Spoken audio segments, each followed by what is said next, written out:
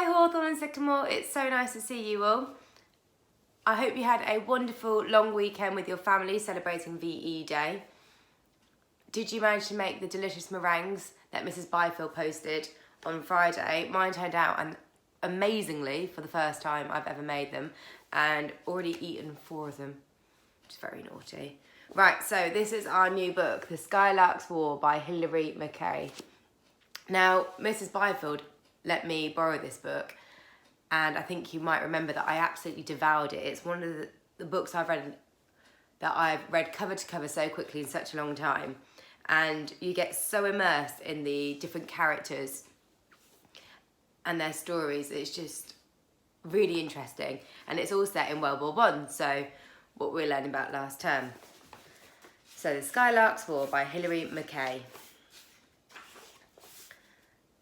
Chapter 1 is called Clary and Peter.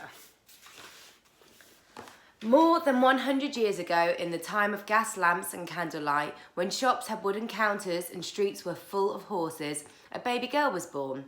Nobody was pleased about this except the baby's mother. The baby's father did not like children, not even his own, and Peter, the baby's brother, was only 3 years old and did not understand the need for any extra people in the world. But the baby's mother was pleased. She named the baby Clarissa, after her own lost mother. Clear and bright, she whispered to her brand new baby. That's what your name means, clear and bright, Clary. Clary was 3 days old when her mother died. Many things were said about this great calamity, and some of them were regretted later. When people had calmed down and there were fewer tears and more worried frowns in the narrow stone house where the baby had so inconsiderately arrived and her mother had so inconveniently departed. For it was, as the father baby remarked, in no one's presence unless a week-old baby counted, a blasted nuisance. And if it had to happen, and she had to die, the father added bitterly that it was a pity that the baby had not also. Luckily, at this point, 3-year-old Peter stamped into the room and stopped the awful words that might have come next. Peter was kinder than his father. He merely gripped the bars of the baby's cot and screamed, "Go away! Go away!" he screamed at the quiet baby. "Mama! Mama! Mama! Mama!" Poor Peter's voice was hoarse with shrieking. He had been protesting in this way for what seemed to him a lifetime, but he did not give up. Long after his fingers had been unpeeled one by one from the cot's bars and he had been hauled downstairs and handed to his grandmother, he kept up his lament. "It is all completely beyond me," said Peter's father truthfully to his own mother. The children's grandmother, when she arrived at the house after Clary's birth, he took refuge in his office in town as often as possible. There he did who knew what in blissful peace for as long as he could make the hours stretch. He never came home willingly. The children's grandmother was not there willingly either. The house in Plymouth where Peter and Clary lived was a long and inconvenient distance from her own Cornish home. Also, she had already had one unrequested child living with her, her not quite 7-year-old grandson Rupert, whose parents were in India. Rupert had been left behind with his grandfather when she was hurried to take charge at Peter and Clary's home, which is not an arrangement that can be continued for long, she told her son sternly. Rupert being such a handful, I didn't like leaving him at all. I expect the best thing would be to take Peter and the other one back with you when you leave, said the children's father hopefully as he sidled towards the door, and that all 3 cousins could be brought up together. Nicer, he added, although he did not say whom for. The children's grandmother had been expecting this proposal and prepared a reply.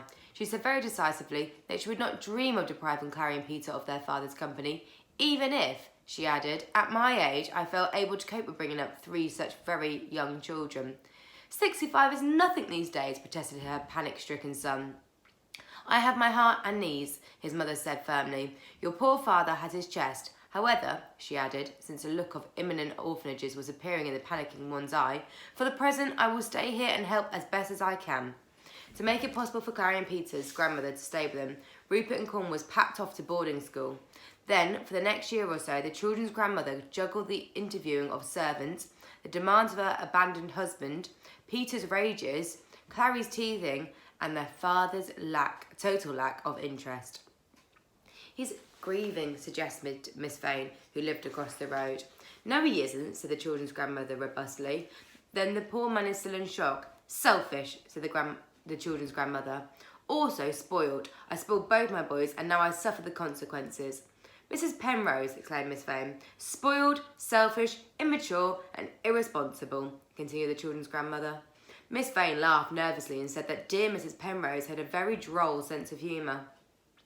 If you insist, said the children's grandmother as she wiped Clary's chin for the 100th time that afternoon and removed Peter from the coal scuttle. She considered it a great relief when a few days later she heard that her abandoned husband had caught pneumonia. There's no one in Cornwall that I trust to be capable of nursing him, she told the children's father. Clary is walking and almost talking. Peter is quite able to manage by himself. I found you an excellent general servant who is fond of children, and I absolutely must go home. Then, despite Clary's startled eyes, Peter's wails of, come back, Grandma, Grandma, Grandma, Grandma, and their father's outraged disbelief, she'd hurried off to Cornwall by way of horse-drawn cab, steam train and pony trap. Fortunately for Peter and Clary and their despairing parent, in those days almost everybody was either a servant or employed servants themselves. They were a part of life. Over the next few years, the children were cared for by one after another of a long stream of grumbling, hurrying, short-tempered, tired and underpaid women who trundled, stomped, tiptoed and bustled through the house. They swept carpets with brooms, boiled puddings in saucepans, washed their charges' hands with hard yellow soap and their faces with the corners of aprons, carried coals, cleared ashes, fired chops, mopped tiles, polished shoes, chased away caps and pigeons, jerked hairbrushes through tangles, made stale bread and milk suppers, shook dust from rugs, sat down with sighs and rose with groans, irritated the children's father with every breath they took, and left as soon as they possibly could to find work that wasn't so hard. Inside the narrow house, the wallpaper faded and the furniture became shabby, but the children grew and grew. Peter became such a nuisance that he was sent to a day school. There he was discovered to be extremely clever, which Miss Vane had probably accounted for his often shocking temper. Clary was a nuisance. She was brown-haired and round-faced and more or less happy. Miss Vane popped over to the road to invite her to her Sunday school class. She doesn't believe in God, said 9-year-old Peter, who had answered Joel. I told her he's not true, haven't I, Clary? Clary, who had pushed under Peter's arm to smile at Miss Vane, nodded in agreement. I think I prefer to talk about this with your father, said Miss Vane. Father wouldn't listen, said Peter, and then Mrs. Morgan, by far the most long-lasting servant, came hurrying over, dislodged Peter from the doorknob with a bat from a damp dishcloth, removed Clary's from her mouth and ordered, upstairs, the pair of you, you're forever where you're not wanted, and told Miss Vane that she was sure Mr. Penrose would be very pleased to have Clary out of mischief for an hour or so on Sundays, and they'd send her across in something clean or as best as they could be managed. And this was the beginning of Miss Vane's good deed and Christian duty of keeping an eye on the family, which was sometimes helpful and sometimes not, and often made Peter growl.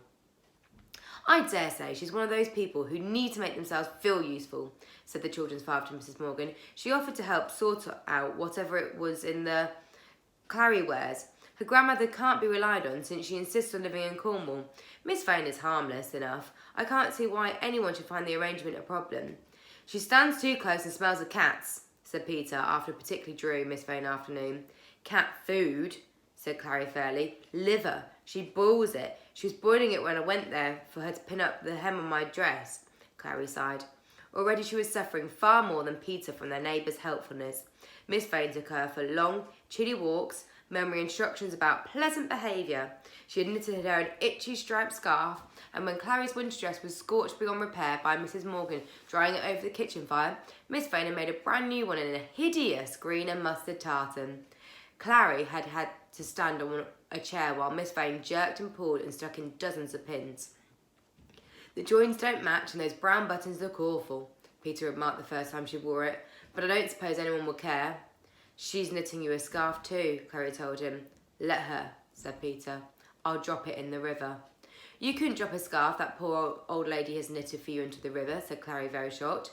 I could. She's not poor either. She's not even that old. But to 6-year-old Clary, Miss Vane was very ancient indeed, and so were all Miss Vane's friends. 2 of them ran a school for girls at the top of yet another tall, bare house. They were called the Miss Pinkseys. The what? Asked Clary's father. The Miss Pinkseys, repeated Miss Vane earnestly. I do agree, it is quaint, as is the school. Old-fashioned values. I mention it because it's just round the corner. I believe the girls start about Clary's age. Her grandmother was saying that it was time I found her at school, admitted Clary's father, and the next thing Clary knew, she was climbing the 3 flights of stairs to Miss Pinksy's schoolrooms, the first of many climbs, year after year. At the Miss Pinksy's, the light was dim, the street felt very far away, and there were always dead blue bottles lying upside down on the windowsills. By mid-afternoon, the suffocating fumes from the oil stoves that warmed the room made heads ache and eyes blur, so that it was so hard to stay awake. But at least her father said, if she didn't learn anything, she was out of the house. Chapter 2. Lessons and Stars. Right from her youngest days, Clary had understood that all uncomfortable difficulties of their lives, Miss Vane and the itchy knitting, and the uncertain cooking of Mrs. Morgan, and her kind, the remote unhappiness of the father, and the increasing shabbiness of the house, the bread and milk suppers, and the desperate fierceness of Peter's temper, were because she, Clary, had been born and her mother had died. Nobody had ever said it quite as plainly as that, but if they had, Clary would have bowed her head and agreed that it was true. Nevertheless, she hummed when she was drawing, she skipped downstairs in long airy jumps, she stopped to speak to cats and horses, and she was never frightened by Peter's moods. You don't want to put up with him bossing you around, advised Mrs. Morgan, as they peeled potatoes together. You've no cause to go running every time he shouts. What's he wanting now? Homework, said Clary, already half out of the kitchen. Tell him he must manage without you. No, no, no, exclaimed Clary, and left before Mrs. Morgan could make any more ridiculous suggestions. Homework with Peter had begun the day he started school. Ever since, every evening, he had demanded that she understand and help with whatever he brought home. It didn't matter to Peter that she was a girl and 3 years younger. Doggedly, he shoved and nagged her through maths, history, Latin, vocabulary, science, geography, and all his current obsessions. Clary never questioned the use of being able to locate on a map the Roman roads of England, or to know what went on inside the hall clock, or any of the rest. Where would you find the nearest black rat if you had to find one now? Peter would demand over his shoulder as he left for school. The nearest golden oriole, basking shark, wild peacock. Clary didn't know, but she learned how to find out. The 2 dusty shelves of the Encyclopedia Britannica that once lived in the sitting room had long since been relocated in the middle of her bedroom floor. This evening, Clary found Peter at the foot of the stairs, carefully unpacking something from his bag. Where you been for so long? He demanded. We've maths and some stupid Shakespeare to learn, and I've got this book to borrow. Look! It was called The Story of the Heavens and was bound in dark blue and cream. There was a pattern of gold rings on the front. Halos, thought Clary, and opened it, expecting to see angels. Instead, she found herself looking at an engraving of a lens as it gathered and made visible the light from a star. Look, cried Clary, it's all about stars. It's showing you how a telescope works. Of course, said Peter. And there's a comet. Clary looked again at the cover of the book. The halos turned out to be the orbits of the planets. There were gold-edged pages and constellations embossed on the spines. She had never seen anything so beautiful and so new. Where did you get it from? She asked, touching the stars. I've just come into the library. We can keep it for 2 weeks. Clary glowed at the we. It's exactly the sort of book I'm going to write, she said admiringly, and then they both heard their father's dry, impatient, "Oh, please," as he came through the door behind them. "I could," said Clary, rather hurt. "Don't you think it would be nice?" "What I think would be nice," said her father, "would be to not have you and your brother continually encourage you to imitate everything he says and does and thinks. It'd be a very good thing when—" He paused, took a deep breath and shrugged. "When what?" asked Peter, looking at him with extreme suspicion. "Nothing, excuse me, please, both of you. I'm in a rush. Peter, shouldn't you be getting on with your homework? And Clary, surely you would be helping Mrs. Vane. Surely you might be helping Mrs. Morgan." I will. I just..." "Off you go then." "Yes," said Clary, and turned back to the door behind the stairs, which led to the part of the house her father had not visited for years, the kitchen, scullery, and low, dank cellars that were beyond his geography. "Wait," ordered Peter, pushing past her father to reach her before she vanished. "Here's the book. Have it. Read it." "That is exactly the sort of thing I wish you would not take it upon yourself to do," snapped the father. But Clary was gone, and Peter turned away, as if he had not heard. "Well," said Mrs. Morgan, looking up as Clary came in, "I was listening, them 2 squabbling as usual, and you in the middle of it. It was only about a book, said Clary. This one. Peter brought it home from the library. It's about the moon and the stars and the planets. Fortune telling, said Mrs. Morgan, sniffing. I'm not surprised your father wasn't pleased. No, telescopes and things, said Clary. Science! I can't see your father caring for telescopes either, said Mrs. Morgan. Never mind, sit down and read me a bit while I get these greens washed. Clary sat down, flipped through the pages and read aloud. Who is there that has not watched with admiration the beautiful series of changes through which the moon passes? Every month we first see her as an exquisite crescent. Grey, remarked Mrs. Morgan, hacking at the cabbage with a blunt knife. Grey and patchy it looks, piled up with dust. Go on. An exquisite crescent of pale light in the western sky.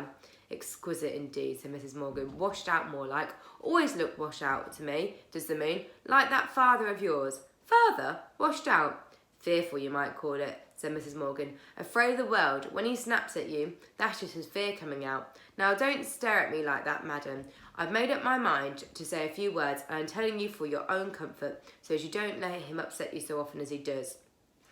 Clary turned her face away. Now, my father, said Mrs. Morgan, sweeping a heap of cabbage into her saucepan and beginning on another pile of wrinkled green leaves, took a belt to me regular. A belt? Exclaimed Clary, horrified. Why? Well, for what I got up to, cheeking him, climbing out my bedroom window to go off with the boys, going away with his horse to get to the fair. Took him out of the shafts of the carts, I did. Well, my father stood outside the cottage and never noticed that I'd gone, too busy staring at the chimney. What was the matter with the chimney? It was a fire, said Mrs. Morgan placidly. I was bound I'd get to that fair that year, so I stoked up the hearth and good and hot inside and put on a bundle of straw. I missed the fair the time before, you see. I was out all night, and me only 14. What a performance when I got back the next day. Clara gazed at Mrs. Morgan in complete admiration, all her troubles forgotten. Oh, he's a very determined man, my father, said Mrs. Morgan, nodding. But yours is a gentleman. Whatever his temper, is that enough greens? Yes, said Clary, who was not fond of cabbage. Thank you, Mrs. Morgan. Chapter 3. Journey to Summer. It was strange how Mrs. Morgan's remark about her father helped Clary. She did not completely agree with them, and she could not help wondering how hot-tempered her own father would have become if she had behaved anything like Mrs. Morgan had as a girl. Still, it was comforting to know that other people had difficult relations too. There were other reasons for cheerfulness in Clary's world. The long, cold winter was passing. The light grew brighter. Even in the Miss Pinksy's fume-filled classroom, the air was wet and salt-tangled from the sea.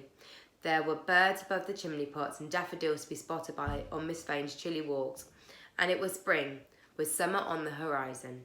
Summer with a shining bliss. Summer with opals and topaz and lapis and diamonds flung down from the sky.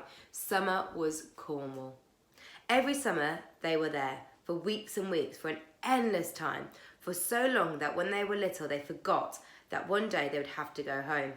There was never a day of winter that Clary did not count as one day closer to summer. When the time before leaving for Cornwall could be counted in days rather than weeks, there was no sadness that could touch her. At the beginning, when she and Peter were very small, the father had been forced to travel with them. But since Peter was 10 and they'd been judged and old enough to manage their journey alone, they were dispatched at one end by their father and collected 4 or 5 hours later at the other by whichever grandparent happened to be about. When Miss Vane first heard of this careless arrangement, she had been so horrified she offered to take them herself. Their father said. Why? What could happen to them? Miss Vane suggested misstations, robbery and kidnapping. Unmoved, the children's father said he generally gave a shilling or 2 to the guard, and so far this has not happened. There was no guarantee of the future, said Miss Vane. So the father and most unusually asked Peter's opinion. What? Cried Peter in horror, and added that he would rather be robbed, kidnapped, and walk the whole distance than sit in a railway carriage with Miss Vane all the way to Cornwall. Clary, hovering anxiously on one foot in the background, did not disagree. Well, said the father, very well, as I thought, so children continued to travel alone, unrobbed, unkidnapped, and correctly delivered. The summer that Peter was 13 and Clary was nearly 10, things were different. As the date for departure came closer, happiness fizzled in the bright bubbles through Clary's days and nights, but it was not the same for Peter. There was a tension in the air between Peter and his father that made any mention of the future a perilous thing. Cornwall was never the pure joy for Peter that was for Clary, anyway. For a start, there was a journey to be got through. This began every time with the same parting at the station and the father's annual summer speech, made always in jerky sentences with his pipe clamped in his teeth. It's very good of your grandparents. Every summer. Make an effort. For heaven's sake, not to be trouble to them. Peter's expression was entirely blank, but his eyes rolled sideways. We're never trouble, Clary assured her father. They hardly see us most days, and we do help. Last year we mowed the grass quite often and posted letters and things. Good. Excellent. Oh, Clary, your birthday. Clary blushed with embarrassment. He had remembered. Sometimes he didn't, sometimes he did. She never knew whether to be glad or sorry, but she was always ashamed. To celebrate, a coin in her hand, small but heavy, ominous. Oh, no, father, you needn't. It doesn't matter. She and her mother had overlapped each other in time for only a very short while. Less than a week. 3 days. How could any birthday be celebrated if that was the case? Choose a treat. Oh, thank you, but... Clary looked round for help from Peter and he found he had vanished. Far down the tracks appeared a great cloud of steam, the platform stern like a rock pool at the turn of the tide. It was a moment of farewell. Clary's father took his pipe from his vein. He dipped his head. Clary kissed a patch of air somewhere near his left ear. His hand touched her shoulder briefly. They both sighed with relief, and the racket of the arriving train shook them into their separate worlds again. Here we are, then. Where's your brother? Peter was back, shaking his hand with his father. Anything to avoid the horror of a hug, clutching his bag, rigid. Postcard, said their father, pipe in place, straightening his shoulders as if putting down a load. Yes, said Peter impatiently. Might you come and see us? Asked Clary. You could, couldn't you? Perhaps? Well, no. Now then, off you go. Their bags were on the train, heaved up by Peter with their father hovering behind. Behave! And so on. Don't be lonely, said Clary, leaning out the window. She caught a glimpse of his face, unguarded, and saw that he could not wait for them to go. Oh, father. Oh, thank goodness. The guard was beginning to pace the length of the train, closing carriages. On the platform, a crowd of people surged between them. The doors slammed. There was a pause of quietness and then a shrill whistle, an eruption of noise, a great deal of steam, a smell in the air like winter's fires in summer, and the train was moving. At the last moment, Clary stretched out of the window to scream, I love you! I do love you! Sit down, growled Peter, but Clary waved until the station was out of sight. Then she retreated to a seat opposite her brother and unclamped her fingers from her birthday present. It was a gold sovereign. The first she had ever held. Clary glanced out loud and Peter glanced over. For my birthday, Clary told him. He remembered. Peter refrained from saying, I reminded him. Do you think you can afford it? Of course. I'll give you half. No thanks, I've got money. Unlike Clary, Peter had a godfather, a useful one too. He lived in Scotland and did not communicate another way, but on the first Monday of every month he sent to Peter a postal order for 5 shillings. On the first Tuesday of every month, Peter posted him a message on thanks with a postcard. Thank you very much, P. Penrose. It was like Clary sometimes thought having a very small private gold mine, but postal orders were only printed paper. This was actual gold, heavy. The king on one side, St. George and his dragon on the other. Clary bent to study it. The dragon was not yet slain. It was putting up a good fight. One twist and it could slip aside, spin around and come at St. George from behind. The sovereign was such a thing of beauty to Clary that she thought she might keep it forever. The next minute, though, she had already begun a list of things she might buy. What was Peter's heart's desire? What would make her father smile? What would please her cousin Rupert? The future sparked with possibilities. The sun came out and it illuminated the carriage's stale grey air. Soot and pollen and the dust of the humanity that rose in the clouds from the itchy horsehair seats all glittered as if newly enchanted. Could Peter see the glimmering air? Clary looked across at him. No, he couldn't. He couldn't see anything. His eyes were clenched tight shut. His face was white. His hands were gripped together into a bunch of knobbly knuckles. He was fighting a battle. Peter suffered from travel sickness. The journey to Cornwall was nearly 4 hours long. Peter, whispered Clary. Shut up. We're nearly halfway through the first hour already. He gave a small moan. Clary had with her a secret store of strong brown paper bags supplied by Miss Fane. She had 6. Last year she had brought 2, which had not been enough. Drop them discreetly from the window after use, Miss Fane had instructed. Clary dropped them, but not discreetly. discreetly was not easy with other people in the carriage. Another problem was that the bags had to be invisible until the moment of the crisis. It was fatal for Peter to catch sight of them a second too soon. It was all very difficult indeed. The bag hiding, the swift producing at the critical moment, the scarlet-cheeked endurance of the indignant fellow passengers while the bags were in the use, the collection, the wobbly steps across the carriage, the one-handed tugging down of the window, the drop. I must be careful not to let go of my sovereign by mistake, thought Clary suddenly, and that was such a dreadful idea that she jumped up to stow it away. What are you doing? Hissed Peter. She climbed on the seat beside him to retrieve her case from the saggy string luggage rack overhead. I'm putting my money in my little pocket in my case, whispered Clary. I won't get it down. I just need to get the strap off. You're bouncing the seat. Sorry, wait. Stop it, moaned Peter. Oh no, oh no. Clary glanced down and dropped both open cases and sovereign as she leaped to the rescue as cascade of clothes tumbled onto the floor together with Clary's beloved paint box. The sovereign went rolling away, but she managed to push the bag into Peter's hands before the worst happened. Phew, said Clary. Well done, cried a grinning youth from the seats opposite. Good girl, agreed an elderly man, smiling with approval, and lifted his toe to show her the sovereign, caught it before it rolled out of sight. A thin, bright-faced woman was already collecting and folding the tumbled clothes. Happens to the best of us, she said, passing to Clary, and there was a murmur of agreement that changed to loud, polite conversation about the view from the window, while Peter suffered again, although as privately as he could manage. Thank you, said Clary, overwhelmed by all this kindness. Thank you. He can't help it. He'll be better soon, and anyway, I have 5 more bags. Shut up, moaned Peter, bending again, but after a few ghastly moments he was well enough to ignore Clary's helpful hand and staggered to the window. There you go, said the grinning youth. He yanked it down for him and afterwards gave him his seat. Better facing forward, he said, and this turned out to be true. So they got through the rest of the journey with 3 bags to spare, and it was all worth it because at the end was Cornwall. And that is where we're going to stop. In the next chapter, it's called Rupert. And I think you might remember who Rupert is from our class discussions. Oh, we've made quite a bit of an indent. That's the blue post-it note. We made a good indent into that book. Right, I hope you enjoy the rest of your Monday and make sure you get outside at some point. And I will read you some more of the book tomorrow. Take care. Bye, Hawthorne and Sycamore.